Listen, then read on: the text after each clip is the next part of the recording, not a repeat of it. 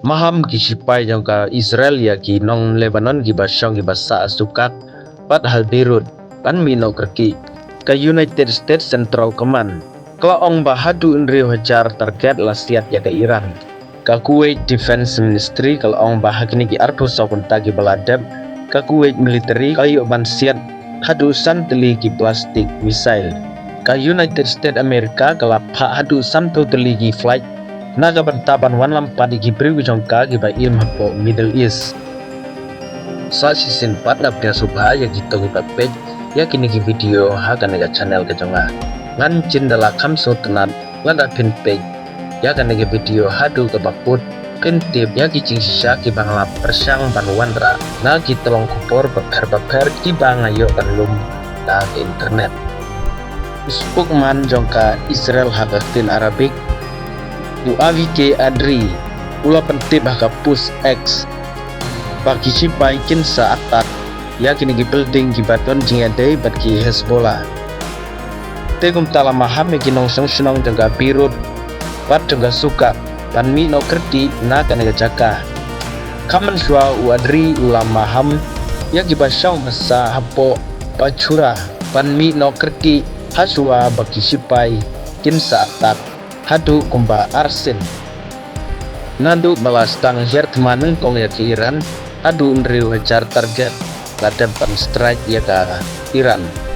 loong ke US Central Command pad hadu kentai buktam i vessels jongka Iran la sya penjot kentuk bian rubau teli giling pad hadu kumba lai bau ki main liying vessels la penjot hadu kumbasan teligi plastik missile jongka Iran layo ban siat dagi airstrike jongka Kuwait sau teligi missile layo ban penjotno dagi air defense system pad uwe ulah haga building haki tang sau jongka Kuwait susu layo ban siat hadu new teligi drones pad san teligi drones layo ban penjotno pad arnaki kilhab sabar nagatei kejaka haga cing hap teng uwe udrun haga building arngut ki breu gilaman sau pat kala penjot ya gitiar gitar haga teiga building uwe pat udrun ubala target ya ka Kuwait International Airport om syam ladon kana bacing mensau nri galadon gacing jot gacing dunong kaba malu mala ka administration jong ustrom kalau ong ba hadu kumba santo teligi lingsun lapha nadu pastang katma pan penpoi senong ya diberi juga US kibadon Middle East